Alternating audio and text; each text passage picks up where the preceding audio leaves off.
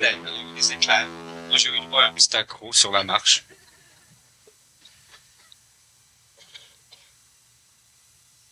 Bon Dieu, je vous salue d'une façon bien particulière.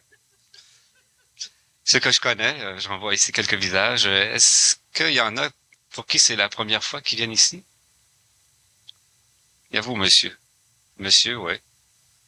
Bon, alors c'est un madame. Bonsoir. Alors je salue tous les habitués et les quelques nouveaux.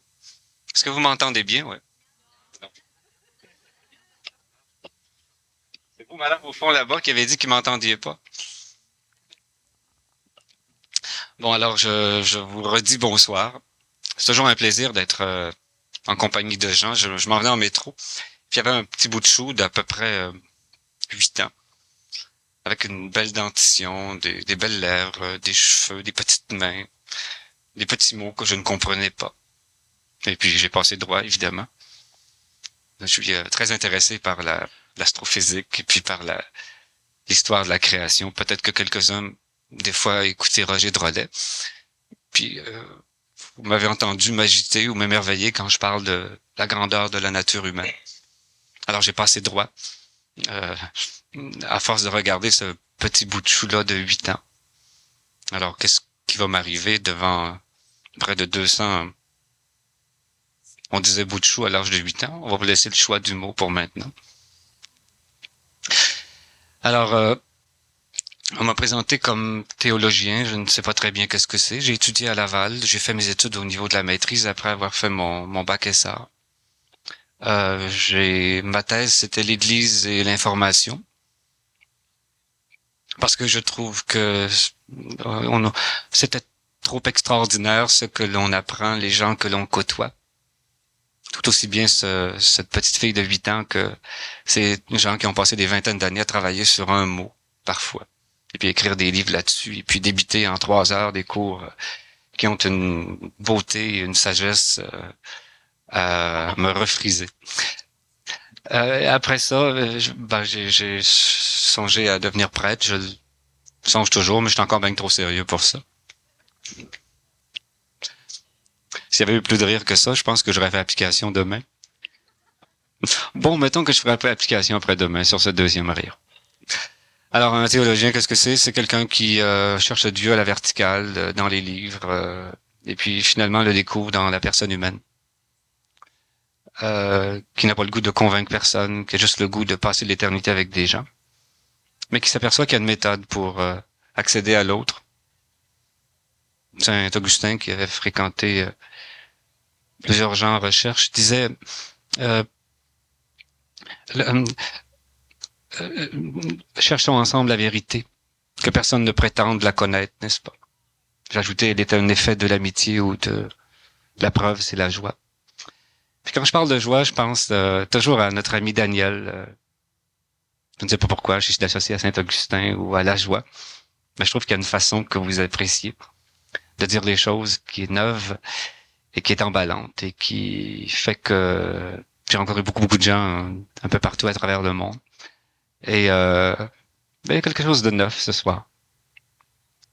Non seulement ce petit bout de chou de 8 ans et ses quelques représentants, mais aussi quelqu'un que vous aimez bien, que je m'empresse de vous présenter. Daniel, si tu veux bien venir partager avec nous. Que l'on accueille.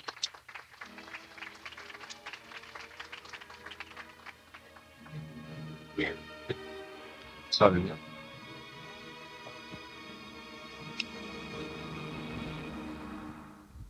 Il s'est rapproché.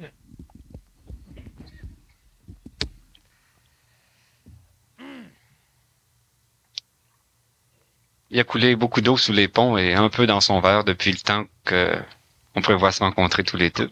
Bien qu'on s'est vu quelques fois. Ah ben oui, bien sûr. On s'est précisément rencontrés chez Roger à l'émission de Sommeil Interdit. Dans un cours de boxe à un moment donné. Voilà. Comme vous voyez, on était plutôt spectateurs. Vous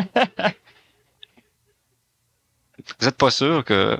Est-ce que vous me regardez, vous avez pas l'air d'être sûr que j'étais spectateur? Qu'est-ce que je dois comprendre là-dedans, madame? C'est que j'ai gagné. Bon, attaquons. d'après leur rire, je te trouve mûr pour le sacerdoce, mon cher ami. Je crois que le sacerdoce n'est pas mûr pour moi. Ah, c'est c'est une... Mais voilà. On applaudit, ouais. Voilà une chose que j'aurais aimé dire, mais je suis pas supposé dire des choses, je pose des questions. Et même vous, hein. C'est merveilleux, ça. Daniel, il y a pas mal de gens qui sont intéressés à la question du Nazaréen, pour apprendre une expression qui court les ondes depuis quelques mois. Il y a bien des gens qui ont hâte de savoir qu'est-ce que vous pensez qu'il est, puis qu'est-ce qu'il a dit. Je vous pose tout de go la question, mais qui est cet homme qui a fait parler tant de gens? Bon, c'est une question qui n'est pas suffisamment précise pour qu'on puisse y répondre d'une façon précise rapidement. Si tu veux que j'élabore sur ce qu'était le Nazaréen, ben ça peut prendre le reste de la conférence. Et tu n'es pas encore habitué, mais normalement, l'intervieweur me pose une question et la deuxième, c'est lors de la deuxième partie. Bon, ben alors, sur ta suggestion, je vais te poser la première question. D'accord. Alors, il s'est d'abord présenté comme un enfant, n'est-ce pas? Et on parle beaucoup de Medjugorje, de ce temps-ci, d'une dame, Marie, etc. Qu'est-ce qu'on peut dire de son enfantement? Bon, on peut dire tout ce qu'on veut dire. Le Nazaréen lui-même c'est plusieurs choses. On ne peut pas penser qu'à un moment donné, il y a plusieurs termes. Il y a le terme le Christ, il y a le terme Jésus, Sauveur, le Christ, disons Messie ou encore Ouin. Il y a évidemment le Nazaréen. Il y a une panoplie de noms qui, à un moment donné, lui ont été attribués. Alors, si on veut savoir qu'est-ce que c'était à la naissance, ben, la naissance c'était un corps de chair. À la naissance, c'était un enfant comme le sont tous les enfants, sauf que, faut faire attention, c'était dans l'apparence un enfant comme le sont tous les enfants, sauf que sa génétique, sa biologie génétique avait été relativement d'avant-garde, ce qui permettrait à cet enfant, par la puissance de son système endocrinien et de son système neuronique, son cerveau, de pouvoir supporter à un moment donné une énergie qui, jusqu'à date, n'avait été supportée que par des vieillards peut-être comme Moïse, comme Abraham, comme quelques autres, et qui n'avaient pas encore été supportés par un corps jeune, ce qui fait que lorsque le vieillard arrivait à supporter une partie de cette essence christique, normalement le corps était relativement désagrégé, ce qui fait que lorsque ce vieillard devenait sage, il ne vivait pas longtemps. Attribuez-vous cette espèce de capacité d'intelligence au fait de l'enfantement qui était, semble-t-il, assez particulier? En particulier, disons qu'il y a Bouddha qui a né de la même façon, n'est-ce pas? Il y a Jean le Baptiste qui a été relativement enfanté de la même façon. La nuance, évidemment, c'est que Marie était vierge, comme la mère de Bouddha d'ailleurs, et il n'y avait pas eu de procréation biologique apparemment entre disons, les parents de Bouddha comme les parents du Nazaréen, quoique les deux ne sont pas la réincarnation l'un de l'autre, etc. Là, je donne des nuances, c'est-à-dire que c'est des choses qui se voient de temps en temps. Maintenant, vous qu'un grand complice du savoir instantané aurait été là quelque part au moment de l'enfantement?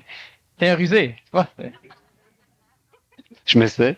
Oui, le grand complice du savoir instantané, c'est-à-dire que l'énergie supramentale, qui porte aussi le nom d'Esprit Saint ou d'Esprit tout court, a la faculté. L'énergie supramentale, qu'est-ce que c'est? Elle est à l'échelle extraterrestre, c'est de l'intelligence instantanée, donc de l'intelligence qui n'est pas tributaire du temps.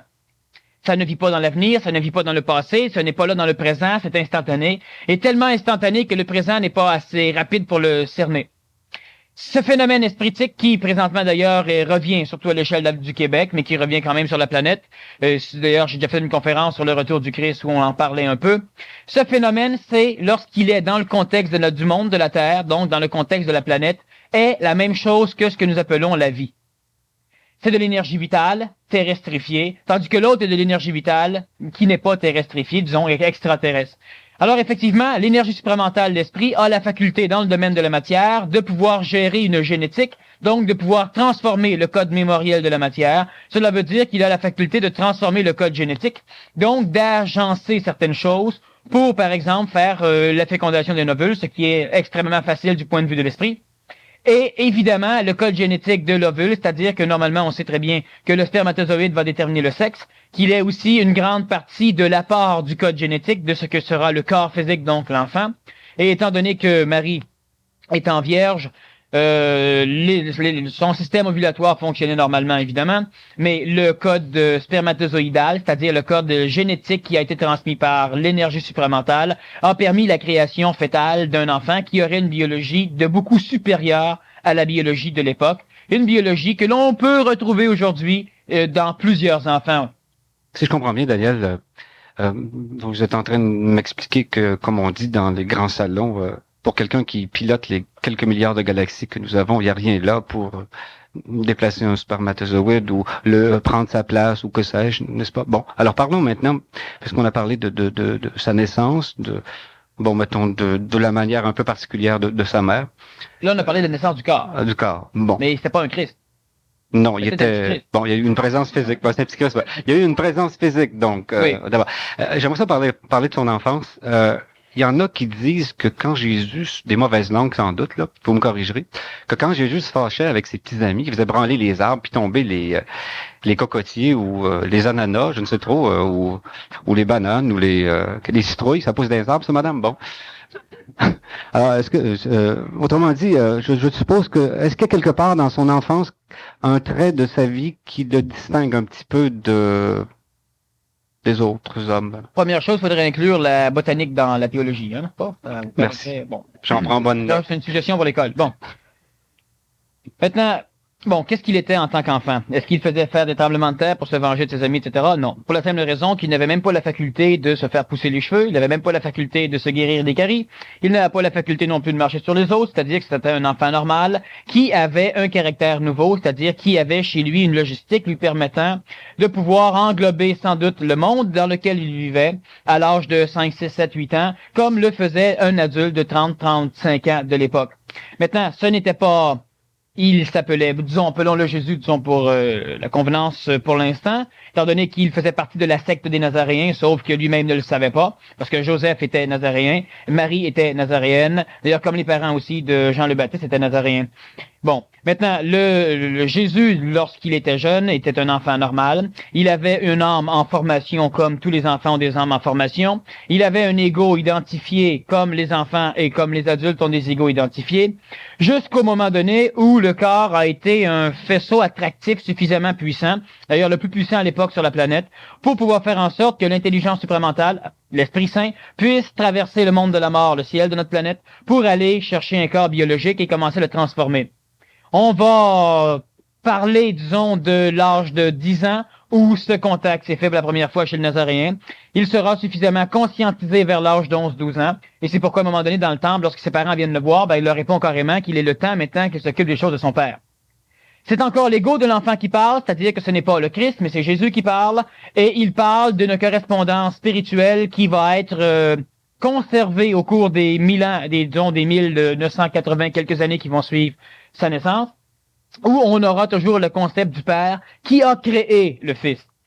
Maintenant, le Nazaréen à cette époque, donc Jésus à cette époque, était un être comme tu es, un être qui, à un moment donné, chez qui, à un moment donné, on a frappé à la porte, et on a suggéré à l'ego du Nazaréen de bien vouloir se taire, s'écraser, parce qu'on avait besoin du corps pour exprimer une intelligence supérieure, et l'ego du Nazaréen était un ego qui avait été conçu par la logistique de son cerveau, donc un ego suffisamment anégoïque, un ego qui n'était pas trop orgueilleux, mais qui avait quand même, justement, il se chicanait, il y avait quand même une phase égoïque d'identification, mais un ego juste suffisamment faible pour pouvoir accepter, d'ailleurs c'était inconditionnel chez lui, l'écrasement du poids de l'esprit qui venait prendre le dessus. À ce moment donné, le Nazaréen va commencer à dire « Je ne fais pas ma volonté, je fais celle du Père ». Il ne pouvait plus faire sa volonté de toute façon. Vous parlez de l'accès à une certaine sagesse dès l'âge de 12 ans. On dit que le surnaturel, c'est le naturel, qu'il a probablement vécu comme tous les hommes de son temps, qu'il a eu accès à la culture un peu comme les jeunes d'aujourd'hui, de son temps. S'il a lu à l'ouverture de sa mission à 30 ans, c'est qu'il a appris à lire et à écrire, n'est-ce pas? Quand vous dites qu'on a frappé à sa porte, par quelle voie, d'après vous, se serait présentée cette espèce d'énergie supramentale en connaissant la culture un peu de l'époque? Là, on parle les gens pouvaient lire, les gens pouvaient écrire, etc. Bon, ce n'est pas d'après moi, on parle de choses. Bon, mais selon, qu'est-ce que vous pourriez en déduire, là? Bon, si on observe, tout ce qui s'est passé simplement, c'est que le Nazaréen est un enfant. Il a continuellement conscience que la majorité des choses qu'on tente de lui enseigner est quelque chose qui fait partie des mondes d'illusions. C'est-à-dire que les humains, ils découvrent très, très, très rapidement que l'humain vit pour la forme, mais que l'humain ne se sert pas de la forme, L'exemple, par exemple, des prêtres qui priaient sur les coins de trottoir ou ceux qui jeûnaient en se lamentant, en se roulant par terre, ben, ils se rendaient bien compte qu'en fin de compte, c'était juste la forme, le mascara qui était important pour les humains de l'époque. Et on essayait de lui inculquer cela. D'ailleurs, il a été instruit par les écoles esséniennes, par les écoles nazaréennes, évidemment, qui étaient de consonance juive.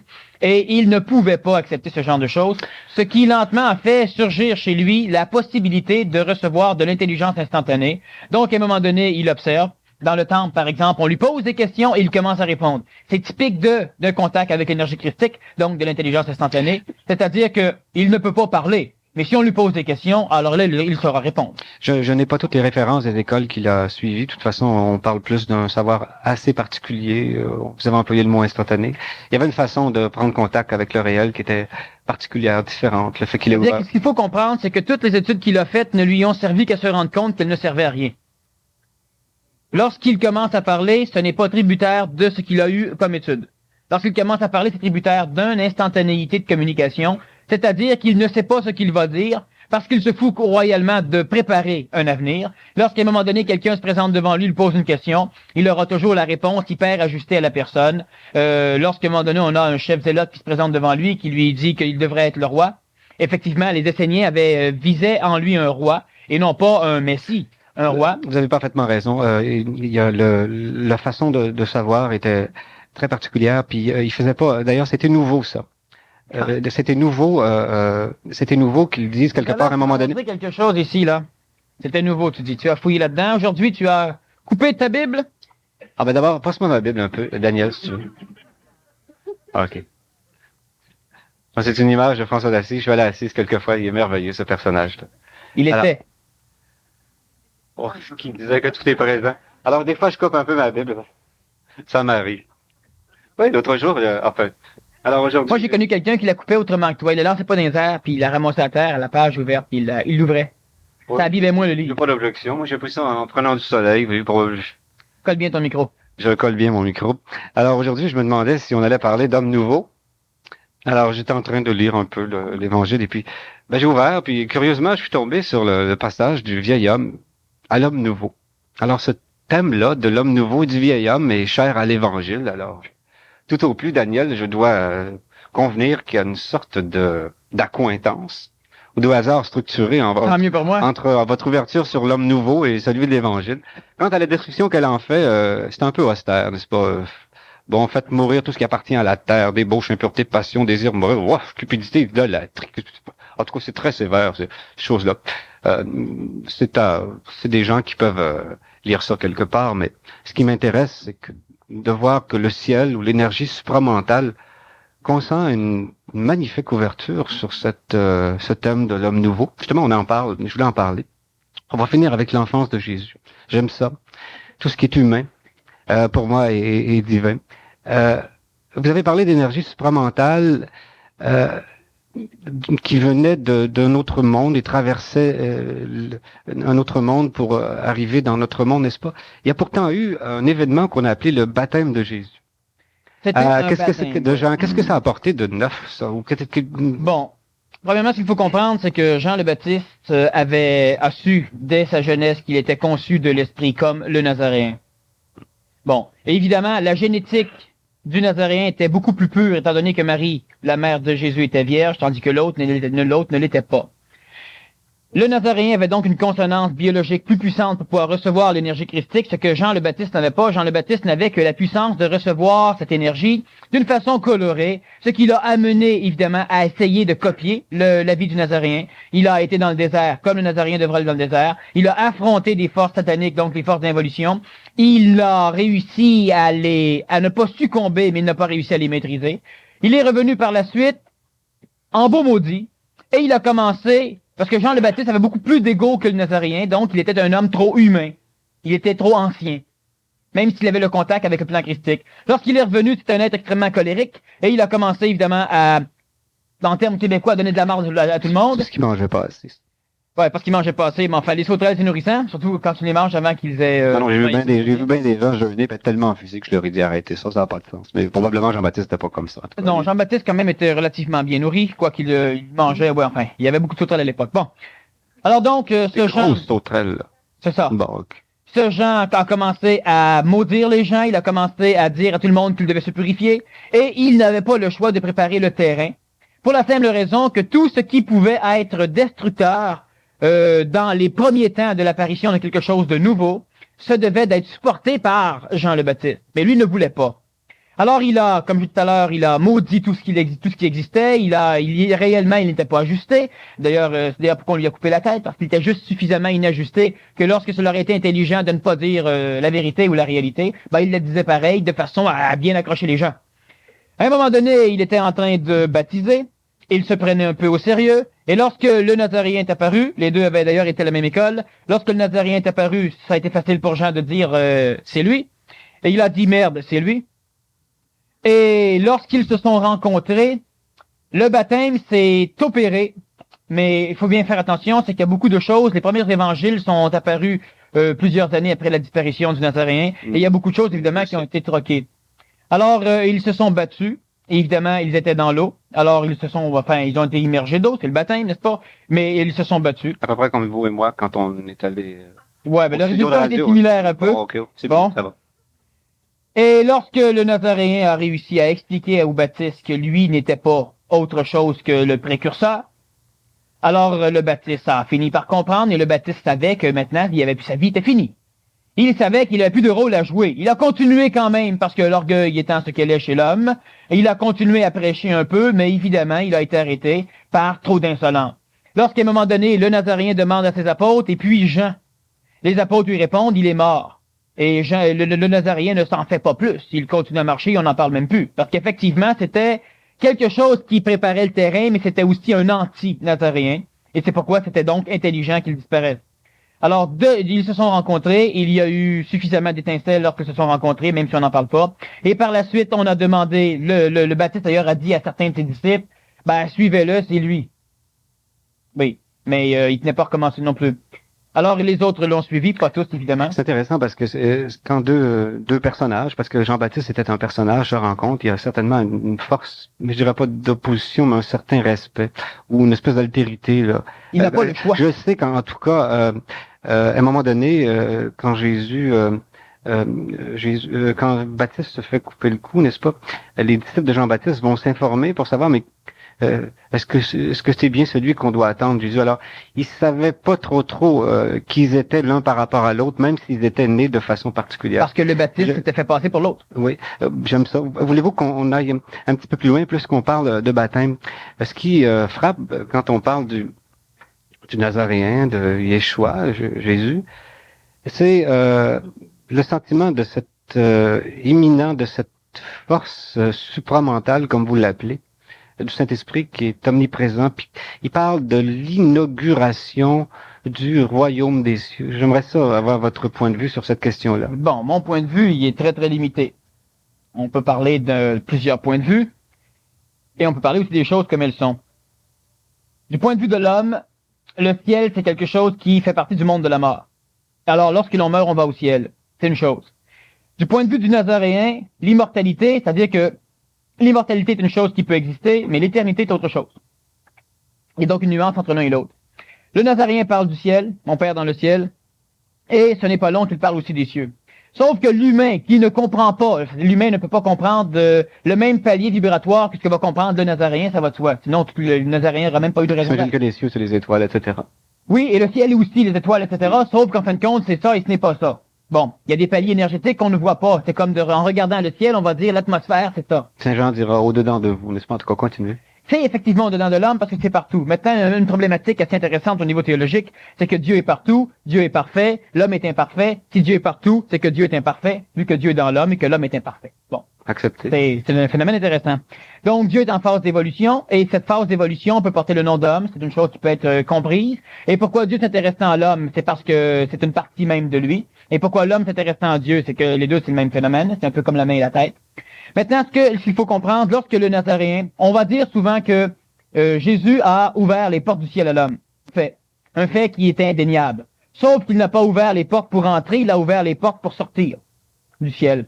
Et il a ouvert les portes pour sortir du ciel, et l'accès après le ciel, c'est les cieux. Vous voulez dire pour s'effacer devant la grandeur de l'homme? Non, pour simplement cesser de mourir. J'explique. L'énergie supramentale, c'est quelque chose qui n'est pas rayonné du plan terrestre. Rayonné du plan terrestre, on a la matière même, disons, de notre Terre. On a la vie qui est à l'échelle de notre planète. Hein, on n'y a pas de vue sur les météores. On a l'âme, c'est-à-dire qu'on a notre psychologie, on a l'ego. On a le monde de la mort qui peut être l'âme de la planète, là où vont les morts et là d'où proviennent les âmes. Et on a le plan mental, c'est-à-dire c'est d'ailleurs le Nazaréen avec qui a inauguré ce plan mental, un plan qui peut porter le nom québécois actuel d'ajusteur de pensée et qui fait peut-être référence un peu à la colombe ou à ce phénomène l'Esprit Saint qui touche à un moment donné l'humain, l'apôtre, sous forme de feu de colombe, surtout sous forme de boule de feu, qui peut être un ajusteur de pensée qui fait en sorte que lorsque l'homme vient pour parler et lorsqu'il a un ajusteur de pensée relié au plan supramental, lorsqu'il vient pour parler, sa parole est toujours détournée vers quelque chose d'intelligent ou en s'écoutant, il peut apprendre de lui. Vous voulez dire que, quand vous parlez de forme de feu, vous voulez dire que l'Esprit Saint serait même physique? L'Esprit Saint, c'est quelque chose qui est disons, supraphotonique, supra-atomique, mais qui a la capacité, lorsqu'il devient terrestrifié, d'induire des réactions dans le plan matériel. D'ailleurs, pourquoi il va concevoir le corps du Nazaréen, c'est pourquoi il va concevoir la mutation chez la majorité des personnes qui ont une génétique ou qui ont une conscience d'amélioration ou d'évolution suffisamment avancée pour être capable d'accepter le neuf. Parce que qu'est-ce que c'est que l'évolution? C'est simplement d'accepter le neuf. C'est ça, évoluer. Évoluer, c'est accepter du neuf. Évoluer, ça ne veut pas dire respirer continuellement les mêmes vieilles airs. Ça devient pollué, toxique à un moment donné. Il faut respirer du neuf. Alors, l'être humain évolue comment? À chaque fois que l'être humain accepte du neuf, que ça vienne de Krishna, que ça vienne de n'importe quoi, quand c'est quelque chose de neuf, qui vient mettre en question ce que tu vis, et tu es capable de dire ça peut être vrai, tu évolues. Le Nazaréen, lui, lorsqu'il est apparu, il a commencé justement à amener des choses neuves. Et ces choses neuves-là ont massacré disons, la théorie théologique de l'époque. Ça allait évidemment faire en sorte qu'à un moment donné, on l'a aussi massacré, le Nazaréen. Parce que lorsqu'un homme nouveau arrive, il est un miroir pour les autres. Alors, ou bien l'humain change, ou bien l'humain détruit le miroir. Bon, aujourd'hui, c'est un peu plus diplomatique, et ceux qui apparaissent sont plus ajustés. Donc, ils ne risquent pas de se faire détruire. Le Nazaréen, lui, lorsqu'il est jeune, le contact supramental ou l'esprit vient chez lui. À 12 ans, il y a un consensus entre les deux qui fait en sorte que son ego, son âme, ne sera pas détruit au bénéfice de l'esprit qui a besoin du corps, mais que cette âme sera reléguée au fin fond de la mémoire corporelle du Nazaréen.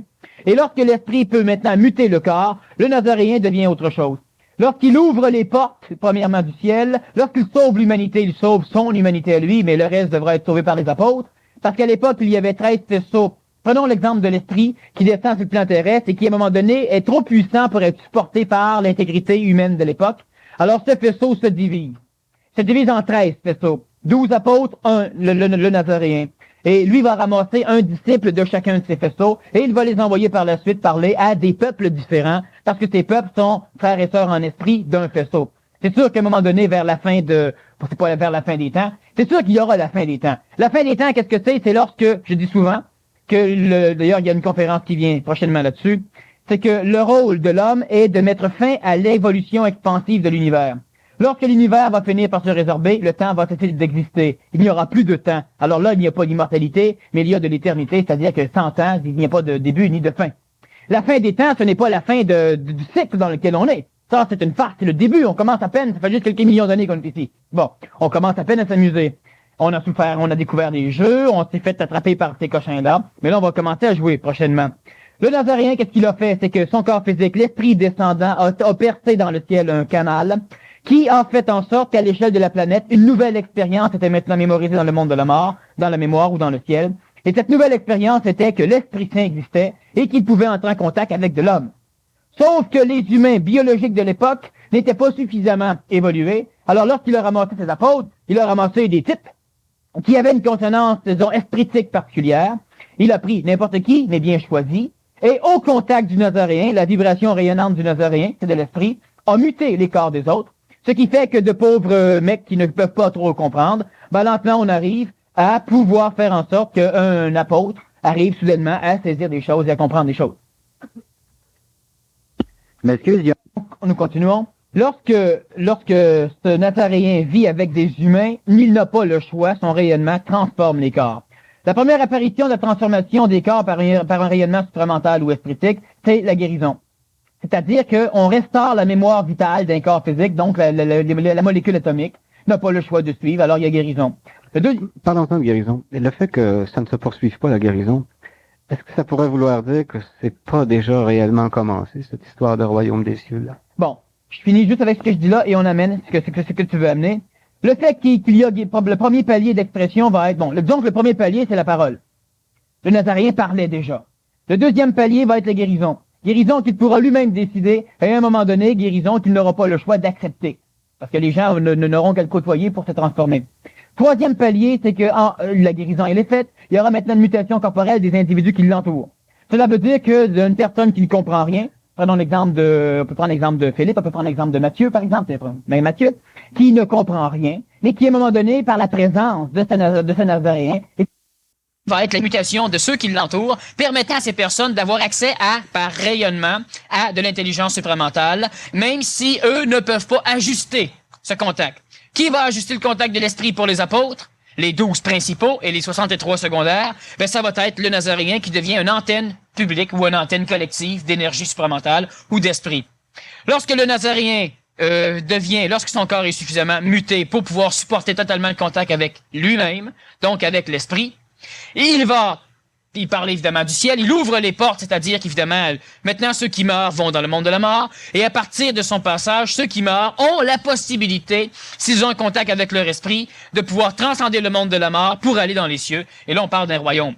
Le royaume, évidemment, fait référence aux mots que l'homme connaissait à l'époque pour pouvoir parler de quelque chose de grand. Un royaume, c'était grand, donc un royaume dans les cieux, c'était convenable. Oui, les mots comme univers, comme etc., ça n'existait pas à l'époque.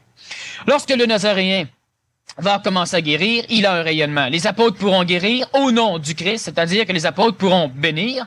Mais ce qui est important de comprendre, c'est que l'être humain avait suffisamment d'ego à l'époque, que c'était mauditement vital que l'humain sache que c'était au nom de quelque chose d'autre qu'il se passait quelque chose, pour ne pas que leur ego se prenne suffisamment au sérieux, pour finir par penser que c'était eux qui le faisaient.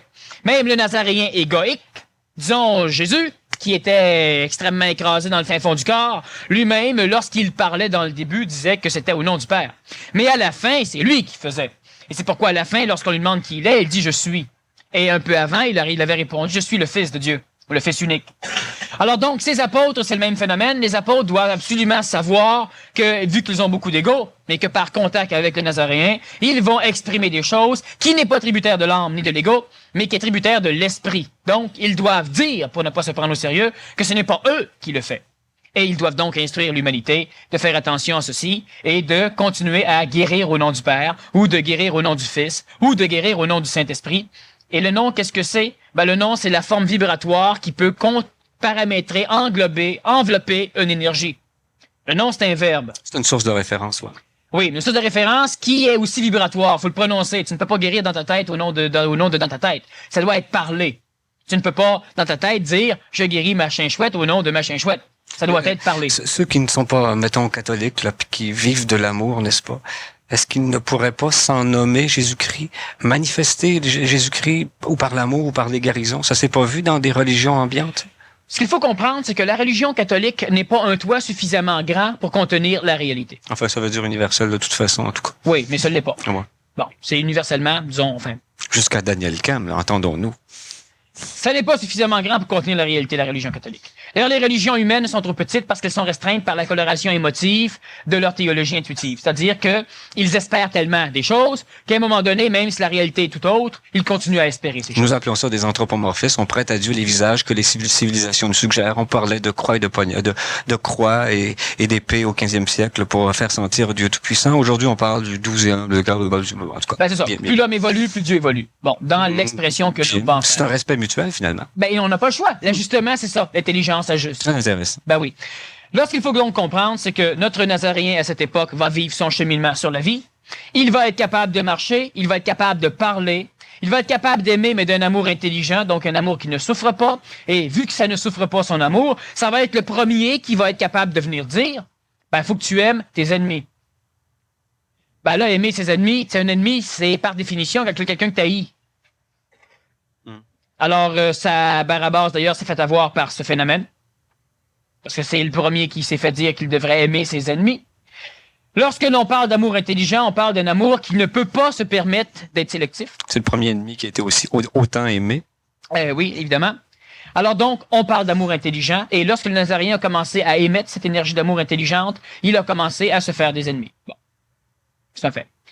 Lorsqu'on veut comprendre le phénomène de la guérison, il faut comprendre premièrement que le corps physique est de la matière. Cette matière est révélée par la vie, c'est-à-dire que cette matière est révélée par l'orchestration intra-atomique des atomes qui va finir par constituer des liens ioniques, des liens, mettons, à un moment donné, moléculaires, des liens covalents, etc., pour pouvoir engendrer un corps physique qui conservera une mémoire. Parce que sinon, le corps se transformerait, tu manges une pomme, la pomme sort là, etc. Bon. Alors là, le corps conserve sa mémoire, mais cette mémoire sera altérée par le tétage d'énergie que fera l'ego, l'identification de l'homme dans l'âme. J'ai dit souvent que l'âme, ça n'évoluait pas. Et c'est pourquoi, depuis que le Nazaréen est passé sur la planète, l'homme n'a pas changé dans le fond de son cœur, parce qu'effectivement, émotivement, l'homme ne peut pas changer là. L'homme change par la compréhension des choses, et pas par l'expression émotive de sa compréhension.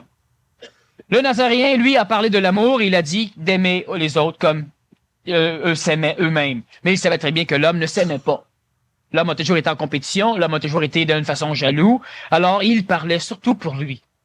Il y a beaucoup de choses que le Nazaréen a amenées qui ne s'adressaient pas à l'humanité, mais qui s'adressaient à lui. C'est-à-dire qu'il s'aimait pas. Jean Guiton dit que la recherche de l'amour, c'est une image de nous, quelque part brisée, qui recherche dans la conscience de l'autre, qui nous idéalise, une nouvelle image de soi.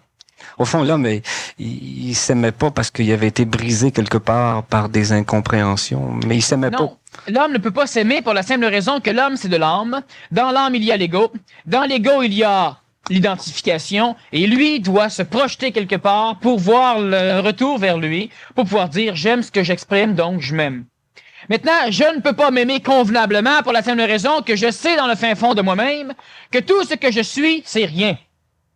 C'est un leurre, un phénomène illusoire, parce qu'il y a quelque chose de supérieur qui est l'esprit, qui est aussi ce qui m'a constitué, mais qui est en même temps moi, mais sur un degré d'intelligence différent. On parle donc de l'âme au niveau des plans astraux, et on parle de l'intelligence instantanée au niveau des plans supramentaux. Comment un homme peut-il s'aimer? L'être humain peut s'aimer, il peut aimer sa personnalité, mais il ne peut pas aimer ce qui réellement le constitue. Parce que dans la constitution de son âme, il y a des mémoires ancestrales, il y a de la haine, de la guerre, il y a de la jalousie, il y a des désirs, il y a de l'émotion tarie, il y a de l'émotion non exprimée, il y a des désirs d'émotion qu'il n'a pas vécu. Une image brisée. Ben, c'est ce qu'on appelle l'image brisée, c'est-à-dire que c'est toute une part... Bon, l'image brisée, c'est intéressant. Assieds-toi. J'en profite pour bien m'installer. L'image brisée, c'est intéressant pour la simple raison que lorsque l'ego est constitué, lorsque l'âme apparaît dans un corps physique, elle provient du ciel. Et elle provient d'une réincarnation pluralitaire, c'est-à-dire que c'est une panoplie de mémoires d'individus qui viennent se fusionner par un processus d'incarnation et de réincarnation dans un corps ovulo-spermatozoïdal. Donc, ce n'est pas encore fœtal, mais c'est fécondé. Alors, on parle d'image brisée. Ben oui, pour la simple raison que c'est une panoplie de choses qui doivent être fusionnées à l'adolescence, mais qui souvent ne le sont pas. S'il y a des parties qui seront fusionnées, c'est là que l'adolescent devient un peu lui-même, mais ce n'est pas suffisamment fusionné. Lorsque l'humain essaie de s'aimer là-dedans, ben, il découvre toujours que c'est extrêmement limité ce qu'il est par rapport à ce qu'il perçoit qu'il peut être ou qu'il est réellement, mais qu'il ne peut pas exprimer. Lorsque le Nazaréen, si on demande au Nazaréen, est-ce que tu t'aimes? Ben, il va dire franchement, c'est une question tout à fait imbécile à poser. Parce que l'amour intelligent n'exclut pas. Donc, on ne peut pas rechercher une image, etc. Lorsque l'on parle de l'amour, lorsqu'on parle de l'amour à partir du principe du Nazaréen, on parle d'un amour sélectif, d'un amour psychologique. Tous ceux qui en ont parlé sont à peu près jamais réussi à le vivre.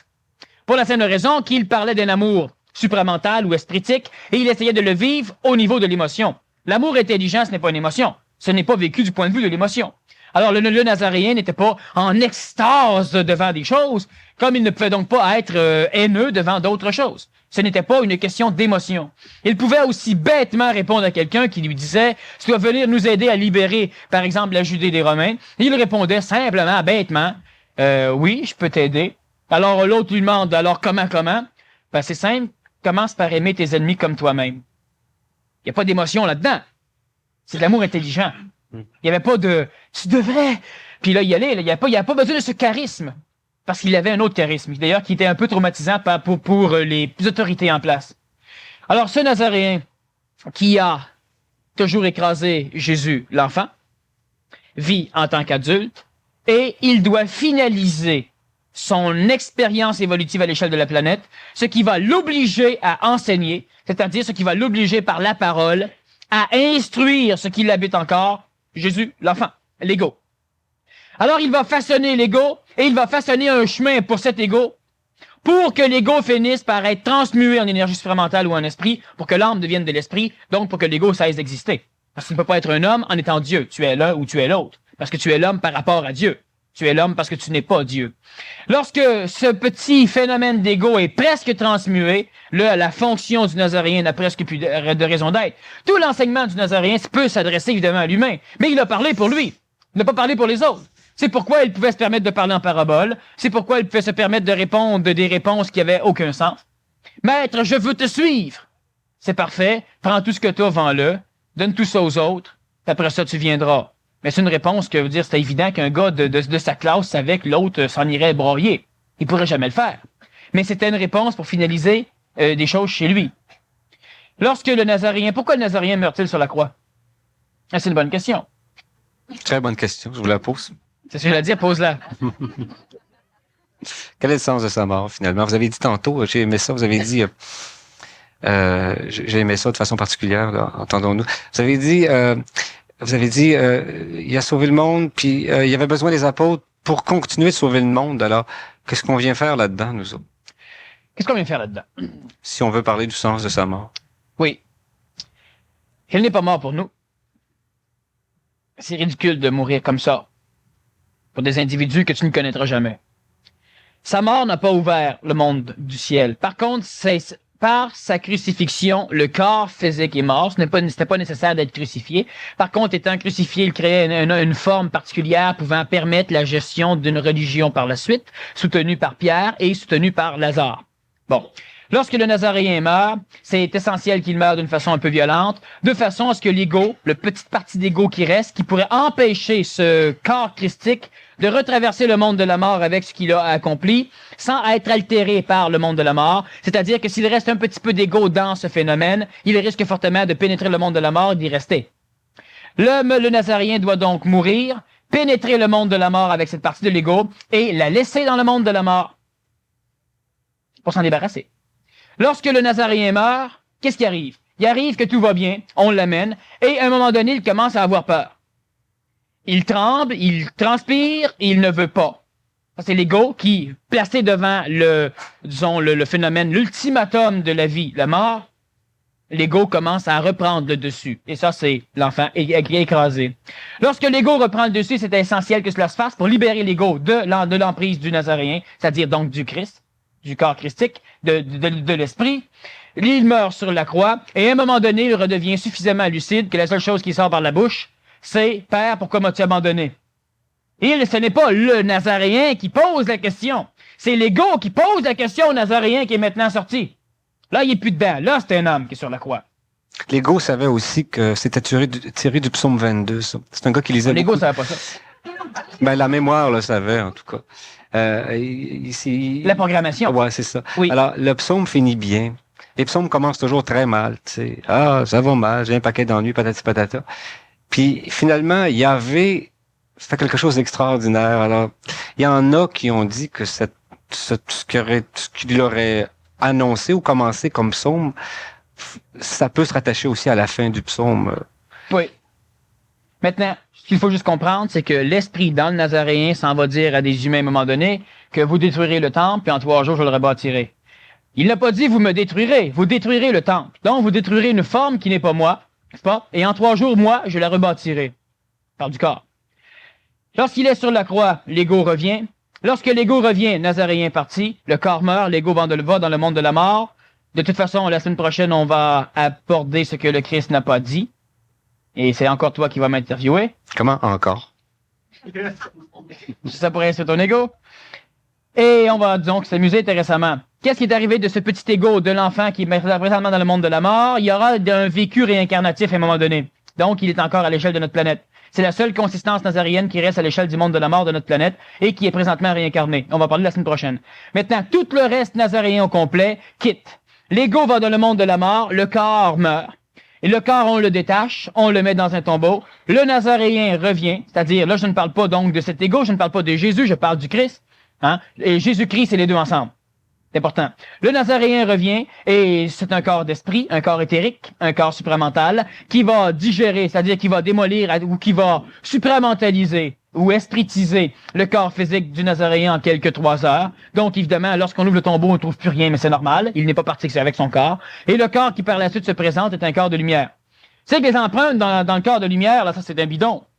C'est-à-dire que c'est arrivé, les apôtres ne veulent rien savoir, alors évidemment, faire des empreintes ou pas en faire, c'est facile. Mais dans un corps éthérique, il n'y a pas de cicatrice de la vie passée, ça va de soi. Alors, s'il y avait un bouton sur la peau quelque part, ben, il l'a pas sur le corps éthérique. Bon. Alors, le Nazaréen, qu'est-ce qu'il faisait en mourant? À quoi servait son enseignement? Et pourquoi il a dû mourir? Bon, pourquoi il a dû mourir comme ça, on l'a vu déjà un peu, c'est pour permettre à l'ego de l'enfant Jésus de pouvoir retrouver le plan du monde de la mort, mais il garde l'expérience du Nazaréen. Donc, cet ego est un ego christique, c'est-à-dire un ego supramental, un ego qui a, et c'est le seul ego, qui a réellement la connaissance de la vibration de ce que c'est que l'intelligence instantanée et de ce que c'est que l'esprit. C'est 2 fois que vous employez ça, christique, et puis Jésus-Christ, Christ, là. Qu'est-ce que ça voulait dire à l'époque, ça, ou qu'est-ce que ça veut dire finalement? Bon, c'est important de comprendre qu'à l'époque du Nazaréen, il y a seulement un bonhomme qui l'a appelé Christ. Et ce bonhomme-là s'est fait punir, a été condamné en tout cas, c'était Pierre. Puis le Nazaréen lui a dit que parce que tu m'appelles Christ, c'est que, et ça, c'est ça, tu ne pouvais pas le savoir. C'est donc mon père qui te l'a dit, l'énergie christique. Donc c'est un savoir instantané, parce que comment peux-tu savoir? Et pour le punir, il lui a dit, ben sur toi, je vais bâtir mon église. Alors Pierre a supporté le poids de l'église catholique romaine jusqu'à aujourd'hui. Vous voulez donc dire que, quand vous dites tantôt que c'était pas vraiment son ego, là, quand il est mort, son ego n'est pas mort. Vous voulez dire qu'il y a une espèce de retour vers l'ego originel? Non. Ce que je veux dire simplement, c'est qu'on a le monde de la mort d'où proviennent les âmes, et on a le monde de l'esprit, le monde extraterrestre, c'est-à-dire qu'il faut faire attention avec l'extraterrestre. Je ne parle pas des petites bébites à poils vertes et des antennes qui se promènent dans des vaisseaux métal puis qui viennent atterrir, là. Ça, c'est des choses qui sont, disons, intéressantes. Mais lorsque je parle d'un phénomène extraterrestre, je parle d'un territoire au-delà du monde de notre planète. Donc, évidemment, si on parle de Dieu, c'est automatiquement extraterrestre. Ce n'est pas, même s'il rayonne sur le plan de notre planète, l'intelligence n'est pas sur le plan de notre planète pour l'instant. Elle le sera quand l'homme pourra la supporter, mais elle est à l'extérieur de ce phénomène. Lorsque tout ce qu'il faut comprendre, c'est que il y a le monde de la mort, c'est-à-dire que lorsque l'humain est créé, il y a de cela belle lurette, et même un peu plus loin, lorsque l'humain a été créé, on peut constater que l'humain, à un moment donné, se voit donner une âme. Cette âme, elle l'assujettit au monde de la mort, et elle l'assujettit aussi à la mémorisation. Donc l'homme commence à discerner le bien du mal après avoir fait. Jamais avant. Parce qu'il pourra discerner avec sa mémoire, vu qu'il n'a pas le savoir instantané, il ne sait pas avant de poser un acte, sauf s'il l'a appris, mais un acte neuf, il ne sait pas avant de poser un acte, c'est bien ou mal, parce qu'il n'a pas ce savoir instantané. Lorsque l'humain meurt, il regagne le monde de la mort, le ciel, et là, il va vivre une partie purgatorielle où il y aura une digestion, disons, lente de tout ce qui a constitué son âme. Plus son âme est lourde, c'est-à-dire plus sa vibration est basse, plus elle reste longtemps dans les bas fonds purgatoriels, presque infernaux. Sauf que l'esprit, lui, l'esprit se libère de ce corps et l'esprit reste libre dans un monde qui peut porter le nom de plan morontiel. Il est enveloppé d'un corps séraphique, un séraphin, et il ne va pas dans les cieux. Parce que le monde de la mort l'empêche de traverser. Lorsque le Nazaréen traverse, pour la première fois, il crée un canal qui pourra servir à certains individus pour pouvoir gagner le plan des cieux, où ils créeront ce que j'appelle le double éthérique, qui sera le corps éthérique du Nazaréen lorsque celui-ci se présente devant les apôtres. Bon, lorsque l'homme meurt, son âme va dans le plan morontiel et on peut réanimer la personne jusqu'à ce niveau. Lorsqu'elle gagne le monde de la mort, et il est dissoute dans le monde de la mort, et c'est pourquoi la religion, j'allais dire ta religion, c'est pourquoi la religion va dire et va enseigner avec raison que dans le monde de la mort ou dans le ciel, tu retrouves ceux avec qui tu as vécu et ceux que tu as aimés pour l'éternité. C'est évident, il y a une fusion et l'individu est fusionné dans plusieurs individus, c'est-à-dire quelque chose qui fait partie du plan amique. Lorsqu'il y a réincarnation, c'est quelque chose de ce genre qui revient sur le plan terrestre, on crée donc une nouvelle âme. C'est-à-dire que tu ne peux pas te rappeler parce que tu n'as pas été intégralement ce que tu es présentement dans le passé. On parle encore de l'image brisée. Bon, c'est différentes personnalités réincarnatives. Le Nazaréen, lui, naît et prend possession d'un corps qui a de l'ego et qui provient lui aussi d'une structure réincarnative. Et c'est pourquoi d'ailleurs on va lui poser la question à un moment donné, et qui es-tu? Es-tu Élie? Es-tu un tel? Es-tu un autre? Oui, es-tu la réincarnation d'un tel ou d'un autre? Dans la partie amique de la réincarnation du Nazaréen, il y avait des mémoires de David, le roi. Alors évidemment, cela a été perçu par les plus intimes du Nazaréen, et c'est pourquoi on a voulu faire une généalogie partant du roi David pour au moins donner un roi avec le Nazaréen. Mais on sait que de deux généalogies qu'on a dans l'Évangile, les deux sont tout à fait différentes. Preuve qu'on les a constituées selon... Pour des besoins littéraires. pour les besoins littéraires, c'est en plein ça. On voulait convaincre, par exemple, chez Luc, qui s'adressait à des Grecs, que la généalogie, ceux qui avaient précédé Jésus, étaient particulièrement pécheurs. Puis la généalogie de Luc est très drôle parce qu'il y a des filles avec qui... enfin... Bon, passons. Vous voyez les intentions de ceux qui écrivent le rappel des paroles du Christ, ils sont très humaines, correspondent à la réalité, n'est-ce pas? Ils échappent pas à la réalité, mais ils intègrent ce qu'ils voient, ce qu'ils entendent, et puis ils répondent vraiment aux besoins de l'époque. Ça explique les deux généalogies en partie. Effectivement. Ce phénomène, donc, le Nazaréen, il a de l'ego. Cet ego va être écrasé On pourrait même en faire une troisième généalogie ce soir, ça vous intéresse. Oui, mais ce ne sera pas utile. OK. On pourra en faire une espritiquement parlant. Ce serait pas mal plus intéressant. Pourquoi Ça ne servira à rien pareil. Bon. L'esprit écrase l'ego. Et lorsque l'ego est écrasé, il y a une espèce de... On demande à Jésus, donc à l'enfant, s'il accepte d'être temporalisé, c'est-à-dire s'il accepte de laisser son corps, tout en restant dedans, à quelque chose de christique. L'énergie christique, c'est l'énergie supramentale. Lorsqu'elle rentre dans un homme, l'homme devient Christ. Bon. Aujourd'hui, tout est mélangé, je l'ai déjà dit souvent. Lorsqu'une personne est fine, on parle d'un bon yarb, puis lorsqu'elle est mauvaise, on parle d'un maudit Christ. D'un Christ de... Un petit... Christ de Jean, c'est ça. Bon. C'est ça, donc l'homme aime bien mélanger les choses. Ce qu'il faut comprendre, c'est que lorsque l'esprit est dans un corps, c'est un Christ. Donc, c'est Jésus-Christ. Lorsqu'il meurt, cet ego ici doit retourner dans le monde de la mort parce qu'il n'a pas la vibration nécessaire pour pouvoir partir et sortir du monde de la mort, du ciel, pour gagner les cieux. Alors il regagne le monde de la mort pour se réincarner plus tard dans un temps particulier où il pourra recommencer par l'expérience initiatique qu'il a eue avec le contact de l'esprit du Christ, donc du Nazaréen, où il pourra continuer à faire un travail intéressant, où à un moment donné, il pourra aussi être quelque chose qui pourra rappeler aux gens à un moment donné, ou qui pourra diffuser suffisamment d'énergie à l'échelle de notre planète pour qu'on parle, à un moment donné, de l'intelligence du Christ. L'intelligence supramentale. Verdeau faisant, j'avoue que la théologie a la difficulté sur ces questions-là, le corps éthérique. On s'est demandé, par exemple, où était allé le poisson, n'est-ce pas, qui fait partie de notre monde, que le Christ a mangé. Il n'y a pas beaucoup de recherches qui ont été faites là-dessus. Il y a simplement les expériences mystiques. Il y a Saint Jean d'Acroix qui a parlé des sens internes, des sens externes. Est-ce qu'on peut s'entendre sur les choses d'ailleurs comme une sorte de lieu par où nos libertés intellectuelles peuvent desservir, les nommer, selon ce qu'on pense, selon notre savoir instantané, en autant qu'il y ait de l'amour? Bon, la question est trop diffuse. Je veux dire, la théologie, elle est diffuse parce que la théologie s'est pas posé cette question-là. On n'est pas équipé pour ça. Il y a juste Saint Jean de la Croix qui était un mystique qui apparemment priait puis montait avec Sainte Thérèse dans les airs, elle disait, bon, Seigneur, redescends-nous parce que les sœurs m'ont jasé. Bon. C'est pas ça qu'on a inventé la cigarette. Bon. Non, pour restrifier les gens. Pourquoi pas? Quand le corps monte trop haut, le corps se défait. Et souvent, on a eu des mystiques qui sont devenus fous. On a eu des mystiques qui ne pouvaient plus descendre. Alors, ils ne pouvaient plus descendre, ils ne pouvaient plus ajuster l'intelligence qu'il allait chercher à la réalité vivante des humains. Ces questions-là sont captivantes. Il y a pas beaucoup. On n'est pas. Il y a quelques mystiques là, fort intéressants, mais ils ont pas un langage traditionnel. Peut-être êtes-vous un mystique aussi. Oh, je ne suis pas mystique. Bon. Peut-être, parce que la seule chose sur laquelle on s'entend sur cette question-là, entre théologie puis toute Le mystique est celui qui se connecte sans savoir ce qu'il fait. Je ne suis pas mystique. Oui, mais je me souviens un jour que vous aviez dit qu'on reçoit nos titres des autres. Oui, et je ne suis pas mystique. Ni un mystique. Alors, si je le suis, vous en êtes probablement un. Oh, ça peut te faire plaisir. Si on a rentré dans les choses sérieuses.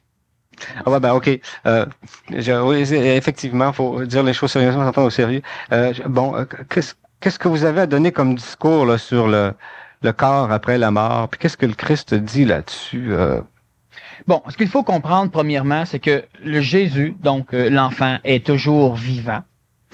Il ne renaît pas toutes les 25 de décembre, parce qu'il s'en ferait un mot à 10 paquets depuis le début, ça remarque bien. Mais effectivement, il est présentement présent. Bon, sur la planète Terre. Il y a évidemment par correspondance avec cet ego qui à l'époque a pu être initié à l'énergie espritique ou l'énergie supramentale, il y a évidemment correspondance entre cette énergie présentement et l'énergie mémoriellement christique et cet ego qui est présentement revenu sur le plan de notre planète.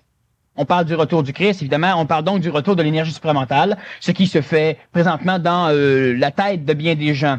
Mais on parle aussi du retour du Nazaréen, qui aussi, mémoriellement, ce n'est pas le Nazaréen qu'on a connu à l'époque, mais c'est l'ego, c'est-à-dire l'enfant qui, à un moment donné, a pu vivre pendant près de 20 quelques années avec un esprit à l'intérieur de lui comme père. Bon. Maintenant, ce qu'il faut comprendre au niveau de la mort, c'est que l'être humain va mourir régulièrement. L'être humain meurt. L'être humain va dans le monde de la mort. Dans ce monde de la mort, ils se fusionnent entre eux. Ils reviennent à l'échelle de notre planète. Et ils ne doivent faire une seule chose, c'est que présentement, l'esprit qui est exprimé à l'échelle de notre planète est pluralisé dans des millions d'êtres humains, dans 4 milliards 800, presque 900 millions pour arrondir d'humains présentement. Et le monde de la mort, le ciel, est suffisamment grandiose encore qu'on pourrait réincarner ou créer encore des millions d'êtres humains, même des milliards d'êtres humains. Ce qui va arriver, c'est que dans la fin des temps, et de toute façon, on va passer à la période de questions d'ici peu, et la semaine prochaine, on va parler de ce que le Christ n'a pas dit concernant son retour. Ouais. Bon. Et ce qu'il faut comprendre présentement, c'est que les êtres humains qui sont sur notre planète, il y en a beaucoup évidemment qui doivent mourir dans des guerres, dans des famines, dans des catastrophes, pour la simple raison que vivant la même expérience amique, dans le monde de la mort, ils se fusionnent et reviennent dans un être humain, ce qui solutionne différents problèmes. Ce qu'il faut comprendre aussi, c'est que plus l'être humain va s'en aller vers une guerre ou vers une expérience planétaire similaire. Ce n'est pas nécessairement une guerre, mais disons que la guerre est le moyen le plus facile pour parvenir à ce phénomène-là. On peut parler d'apocalypse si l'on veut, mais c'est le moyen le plus facile. Ce n'est pas le moyen essentiel, par contre. Bon, si l'humain vit le même genre d'expérience, il meurt. Mourant, il se fusionne dans le monde de la mort et il revient à l'échelle de notre planète. Ce qui va arriver, c'est que dans les décennies à venir, plus l'être humain va être capable d'absorber des êtres morts, ce que le Nazaréen a fait souvent lorsqu'on dit qu'il a supporté le poids de l'humanité, c'est que des êtres humains qui vivaient de son esprit à lui lorsqu'il mourait, ne gagnaient plus le monde de la mort, mais héritaient simplement fusionnés au Nazaréen de son vivant. Et il y a des humains qui vont évidemment vivre ce phénomène-là. Assez qu'à un moment donné, le monde de la mort va commencer à être dissous, à descendre, à diminuer. Le ciel va tendre à disparaître. Il va rester les cieux. Et là, évidemment, pour que l'humain puisse entrer en contact avec les cieux, ça sera drôlement plus facilement. C'est pourquoi les premiers qui le font souffrent le martyre, les deuxièmes qui le font souffrent moins, et finalement, ceux qui le feront plus tard, le feront, ça sera extrêmement facile parce que le ciel sera petit. Est-ce que ça expliquerait la parole où, à un moment donné, il a dit « Le plus petit dans le royaume des cieux est plus grand que Jean-Baptiste » ? Non, c'est que le plus petit dans le royaume des cieux, c'est que si on fait référence à ce qui se passe dans le royaume des cieux, ce qu'il y a de plus petit là-dedans peut créer plusieurs galaxies. Alors évidemment, Jean-Baptiste, ça devient une vraie foutaise, ça devient un grain de sable à travers l'océan des galaxies. Bon. Par contre, c'est ce qui explique ce phénomène, qu'à un moment donné, Jean de Patmos va annoncer que l'être humain voudra mourir à cette époque, et il ne pourra pas mourir. Et le monde de la mort n'existera plus. Tu quittes ton corps, puis il n'y a plus rien, tu reviens dans ton corps, fini là. Et là, alors tu pourras être toute défaite en morceaux, tu ne pourras pas mourir. Bon. La mort est quelque chose d'extrêmement intéressant, ça permet à l'illusion de l'ego qui se croit l'esprit souvent, et à l'âme. Pourquoi je dis que l'ego se prend pour l'esprit? Pour la simple raison que l'ego est convaincu que son cheminement est de devenir de l'esprit. Son cheminement est de devenir de la matière. Lorsque l'ego stagne au niveau des forces astrales, c'est-à-dire à un niveau satanique, luciférien, disons, parce que luciférien, c'est l'essence même qui porte l'humain à vouloir sacrer son camp, à vouloir évoluer, parce que Lucifer a voulu sauver l'humain lorsqu'il a voulu précipiter les choses. Bien, évidemment, ce n'était pas la fonction apparente, je dis bien apparente, du rôle de l'homme sur la planète, et étant donné que la race espritique s'est mélangée trop rapidement à la race animale humaine, ça l'a créé l'être humain que l'on connaît là. Parce que j'imagine que la théologie sait très bien que le père créateur de l'humanité, c'est Lucifer. Bon, j'imagine que la théologie, c'est ça. Et que le père créateur de Lucifer, alors là, c'est... a dit quelque chose d'un peu semblable à ça. Oui, dit que... on le refuse, mais je sais que... Non, mais moi, je suis prêt à concéder plein de choses. Pour moi, la vérité, c'est un effet de l'amitié. Je pourrais dire que quelque part, on dit que il y a des pouvoirs qui ont été transmis dans la vie par Dieu, qu'on appelle Père, on ne sait trop, là. Père, bon. Et puis, bien. Et puis, Père, ça peut être une mère, finalement. Hein? Bon. Quel est le sexe de Dieu, hein? Bon. Merci, mademoiselle. Ou madame. Mais faites-vous-en pas, c'est pas vrai. Bon.